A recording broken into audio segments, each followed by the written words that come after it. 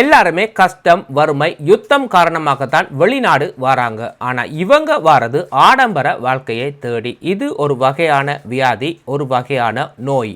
இவங்களுக்குள்ள ஒரு ஒற்றுமை இருக்கு. சொந்த நாட்டையோ சொந்த நாட்டு மக்களையோ என்ன செய்தாலுமே விட்டு கொடுக்க மாட்டாங்க. ஒரு டாலர் ஸ்டோர்ல நிலத்துல கேண்டி இருந்தா கூட நாங்க எடுக்க பயப்படுவோம். ஆனா இவங்க அப்படி இல்லை. சிம்பிளா சாப்பிட்டுட்டு போயிடுவாங்க. பிடிச்சா பே பண்ணுவோம், பிடிக்காட்டி அப்படியே போயிடுவோம். Including 2 Amazon employees, have been arrested after allegedly stealing $2 million worth of goods from the online retailer. 5 இந்தியர்கள் கனடாவில் பிடிபட்டுள்ளனர். $2 மில்லியன் மேலான பெறுமதியுள்ள பொருட்களை திருடி இருக்கிறாங்க. இவங்களுக்கு பயம் இல்லை. பிடிபட்டால் வல்லரசு நாடு ஒரு நாடு உள்ளது திரும்பி போவதற்கு. இவங்க மட்டும் திருடவில்லை, இங்க வாழும் சாதாரண மக்களையும் சேர்த்து திருட வச்சிருக்கிறாங்க. இதுக்கெல்லாமே ஐடி பேக்ரவுண்ட் தான் காரணம். இந்த மாதிரி ஒரு ஃபேக்கான ஒரு ஆட்டை போஸ்ட் பண்ணினால் 16 வயது பிள்ளைகள் கூட அப்ளை பண்ணுவாங்களா இல்லையா?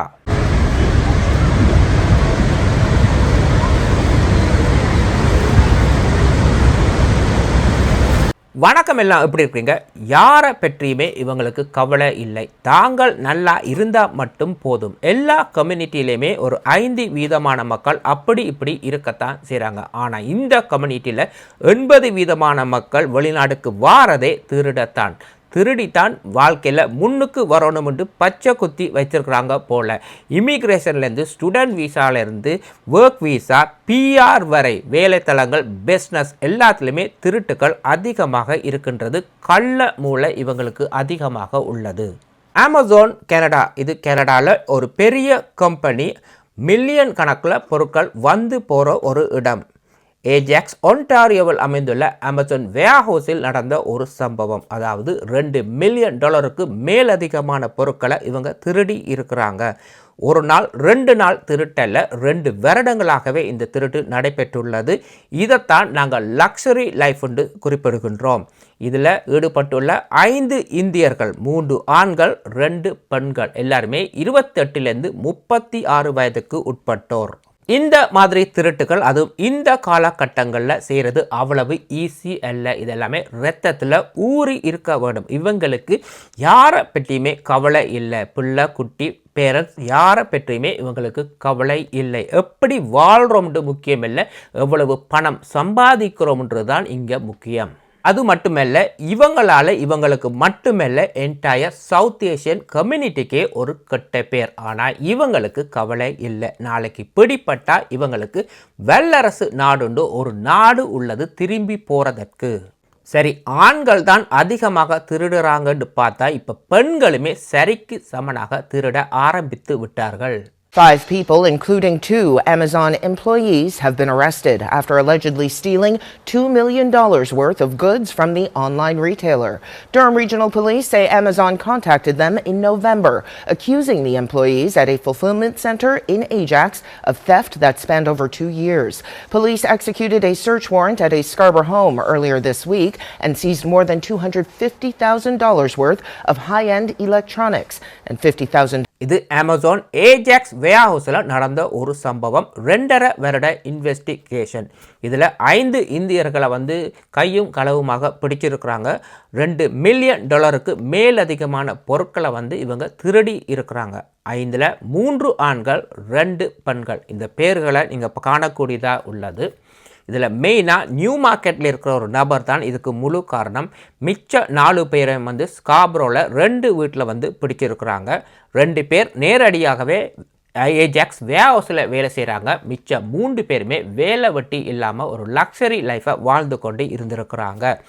இந்த ரேட்டில் இந்த 2 வீட்லேயுமே 250,000க்கு மேற்பட்ட பொருட்கள், அதாவது எலக்ட்ரானிக் பொருட்களை கைப்பற்றப்பட்டுள்ளது. அதை விட $50,000 கேஷும் அங்கே இருந்துள்ளது. இந்த திருட்டை இவங்க எப்படி செய்கிறாங்கன்னு சொன்னால், இங்கே வாழ்கிற சாதாரண அப்பாவி பொதுமக்களை யூஸ் பண்ணித்தான் இதை செய்கிறாங்க. இந்த அப்பாவி மக்கள் தான் இந்த பொருளை வாங்குகிறாங்க. அதே அப்பாவி மக்கள் தான் இந்த பொருளை விற்கிறாங்க. இதில் இவங்க என்ன செய்கிறாங்கன்னு சொன்னால், இந்த மாதிரி அமேசானில் ஹயர் பண்ணுற மாதிரி ஒரு ஃபேக்கான ஆட்டை சோஷியல் மீடியாவில் போஸ்ட் பண்ணுவாங்க. போஸ்ட் பண்ணோன்னே இதை யார் முன்னுக்கு வாரதுன்னு சொன்னால் இங்கே வாழ்கிற 16 வயதுலேருந்து ஒரு 30 வயதுக்கு உட்பட்டவர் வந்து வேலை தேடுறவங்க, ஒர்க் ஃப்ரம் ஹோம் மார்க்கெட்டிங்னு சொல்லி இவங்க தான் இதில் வந்து அப்ளை பண்ண போகிறாங்க. இவங்கள தான் இவங்க இப்போ யூஸ் பண்ண போகிறாங்க. இவங்களுக்கு தெரியும் அமேசானில் வந்து என்ன பொருட்கள் எவ்வளவு இன்வென்ட்ரி இருக்குன்னு இவங்களுக்கு நல்லாவே தெரியும். ஸோ இவங்களை ஹயர் பண்ணி இவங்களுடைய பேர் விவரம் எல்லா ஐடென்டிட்டியையும் இவங்க எடுத்து அதோட எவாய்ட் செக்கையுமே எடுத்துருவாங்க. உங்களுக்கு சம்பளம் பே பண்ணுறதுக்கு உங்களுக்கு ஒரு எவாய்ட் செக் தேவைண்டு. இது எல்லாமே சரியாக நடக்கும். இப்போ ஒரு உதாரணத்துக்கு நிறைய வழிகள் இருக்குது. ஒரு வழியை சொல்கிறேன். இப்போ இவர் அப்ளை பண்ணியிருக்கிற இந்த ஜாப்புக்கு இவரை யூஸ் பண்ண போகிறாங்க அப்படின்னு சொன்னால் இவங்களை ட்ரெயின் பண்ணுறது வந்து எப்பொழுதுமே ஒரு லேடியாக தான் இருப்பாங்க. ஒரு லேடி தான் ஒரு ஃபோனுக்குள்ளால் என்ன செய்யணும், என்ன மாதிரி வேலை செய்யணும்னு இன்ஸ்ட்ரக்ஷன் எல்லாமே கொடுக்குறது. லெட்ஸே ஒரு 18 வயது ஒரு பாய் வந்து இப்போ வந்து அப்ளை பண்ணி இப்போ இவங்களுக்கு கீழே வேலை செய்ய போகிறாங்க. இவங்க என்ன செய்வாங்கன்னு சொன்னால் ஒரு வழியை சொல்கிறேன். அமேசான் கிஃப்ட் கார்டு மூலமாக வந்து 10 ப்ளே ஸ்டேஷனை வந்து இந்த அட்ரஸில் உள்ள இந்த பாய் வந்து ஆர்டர் பண்ண போகிறார். வந்தோடனே இவங்களுக்கு தெரியும் இந்த 10 ப்ளே ஸ்டேஷன் இந்த வேர்ஹவுஸ்லேருந்து இப்போ வெளியில் வருது, வந்து டெலிவர் பண்ண போகிறாங்க இந்த பாயோட அட்ரஸ் வீட்டுக்கு. ஒரு ஐடென்டி இருக்குது, சரி எல்லாமே சரியாக தான் இருக்குது. இந்த டெலிவரி டிரைவர் என்ன செய்வார்னு சொன்னால் இந்த பொருளை வந்து அந்த வீட்டுக்கு போய் ஸ்கேன் பண்ண மாதிரி அதை ரிசீவ் பண்ண மாதிரி இவங்க ஸ்கேன் பண்ணிடுவாங்க. ஆனால் அந்த பொருள் வந்து அந்த வீட்டுக்கு போகாது. இவங்க அந்த பொருளை தங்களுடைய வேர்ஹவுஸில் கொண்டு போய் வச்சுருவாங்க. இப்போ இந்த பாய்க்கு என்ன சொல்லுவாங்கன்னு சொன்னால் ஒரு 10 நாள் கழிச்சு இப்போ ஒரு கம்ப்ளைண்ட்டுமே இல்லை. இந்த பாய் ஒரு 10 நாள் கழிச்சு இப்போ என்ன செய்வார் சொன்னால் இவங்களாவே அவங்களுக்கு செஞ்சு கொடுப்பாங்க. டேமேஜ்ன்ற பேரில் வந்து இந்த பொருட்களை வந்து திருப்பி அமேசானுக்கு அனுப்புகிற மாதிரி. ஸோ வெறும் பெட்டிகளை வந்து பிக்கப் பண்ணி இவங்க கொண்டு போய் அமேசான் வேர்ஹவுஸில் கொண்டு போய் இதை தள்ள போகிறாங்க. தள்ளி போகும்பொழுது இது வந்து டேமேஜ் ஏரியாவுக்கு போகிறதால வந்து அங்கே டேமேஜில் செக் பண்ணி பார்த்தா இந்த பெட்டிகளுக்குள்ள ஒன்றுமே இருக்காது. கல்லுகள் இருக்கலாம், துணிகள் இருக்கலாம். அடுத்தது எங்கே போக போகுதுன்னு சொன்னால் ஸ்கேம் சென்டருக்கு போக போகுது. ஸோ இதை கிளியராக இவங்க என்ன செய்கிறாங்கன்னு சொன்னால் இந்த மாதிரி அப்பாவி மக்களை வந்து மாட்டி விடுறாங்க இந்த மாதிரி டிரான்சாக்ஷன் செய்கிறதுக்கு. இன்னும் ஒரு வழி இருக்குது என்னென்னு சொன்னால் ஃபேக்கான லேபிள், அதாவது ரிட்டர்ன் லேபிளை வந்து பிரிண்ட் பண்ணி இந்த பொருட்கள் திருப்பி வேர்ஹவுஸுக்குள்ளே வந்த மாதிரி இவங்க வந்து கம்ப்யூட்டரில் எல்லா சிஸ்டமாக செய்வாங்க. இது எல்லாமே இவங்களுக்கு தெரியும். இன்வென்ட்ரி எவ்வளோ இருக்குது அதுக்கேற்ற மாதிரி தான் இது நடக்கும். ஸோ இந்த மாதிரி பொருட்களை இவங்க கலெக்ட் பண்ணி வெளியில் வச்சா பிறகு இவங்க எப்படி இதை சேல் பண்ணுறாங்கன்னு சொன்னால் வெப்சைட்டில் போட்டு செல் பண்ணுறாங்க. இப்போ கிஜிஜி மார்க்கெட் பிளேஸ்ன்னு இருக்குது தானே, ஃபேஸ்புக், அது மாதிரி நிறைய ஈபே போன்ற இடங்களில் வந்து இப்போ அட்வர்டைஸ் பண்ணி இதை விற்க போகிறாங்க. யார் விற்க போகிறது இதை? இந்த 5 பேரும் இல்லை, இந்த ஹயர் பண்ணவங்களோட ஐடியா வச்சு தான் இப்போ விற்க போகிறாங்க. இவங்க ஒன்று விற்று கொடுத்தா $20 இவங்களுக்கு கமிஷன். ஸோ எந்த லொக்கேஷனில் யாருக்கு இதை டெலிவர் பண்ணணும்னு சொன்னால் இவங்க அட்ரஸை கொடுக்க இந்த 5 பேரில் ஒருவர் போய் இதை டெலிவர் பண்ணி அந்த ப்ளே ஸ்டேஷனில் லெட்ஸே $600 $700 இதை கேஷாக வெளியில் எடுத்துருவாங்க. இந்த பொருட்கள் எல்லாமே ஜெனிவினான பொருட்களாக இருக்கிறதால மக்கள் வாங்கினாலுமே வாரண்டி, அதாவது மேனுஃபேக்சர் வாரண்டி கவராக இருக்கிறதால எந்த ஒரு பிரச்சனையும் இல்லை. ஆனால் அமேசான் கனடாக்கு தெரியாது இங்கே என்ன நடக்குது, இந்த பொருட்கள் யாருடைய பேரில் வெளியில் போகுது. அதாவது ஜெனிவினாக மக்கள் பொருட்களை ஆர்டர் பண்ணி வாங்குற மாதிரி தான் இந்த பொருட்கள் வெளியிலே உள்ளே வந்து கொண்டே இருக்கின்றது.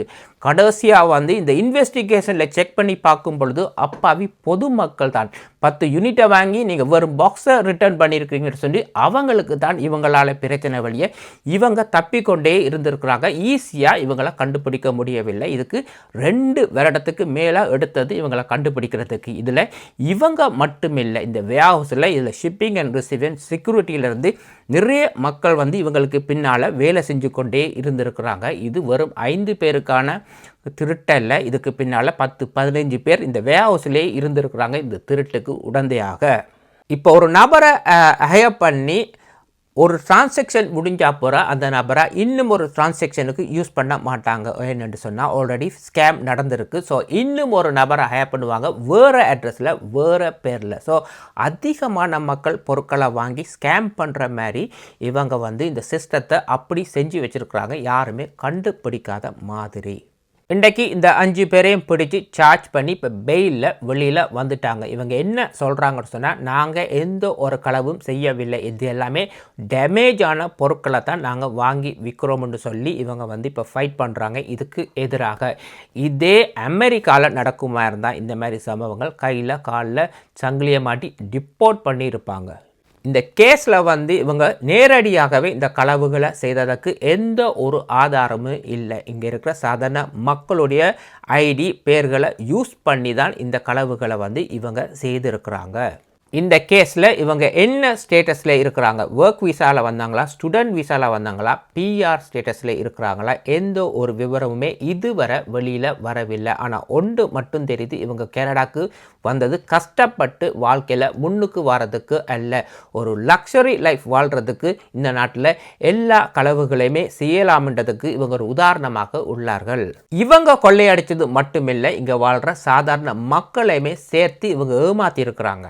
இங்கே வாழ்கிற மக்களுக்கு இவங்க எந்த துறையில் இருந்தாலுமே இவங்க மேலே ஒரு நம்பிக்கையே இல்லை. ஆனால் இவங்களுக்கு கவலையே இல்லை, எந்த வேலைக்கு போனாலுமே எவ்வளவு சம்பாதிக்கலாம், எப்படி கொள்ளை அடிக்கலாம். மறக்காமல் கமெண்ட் பண்ணுங்கள். இன்னொரு வீடியோவில் சந்திக்கும் வரை நன்றி, வணக்கம்.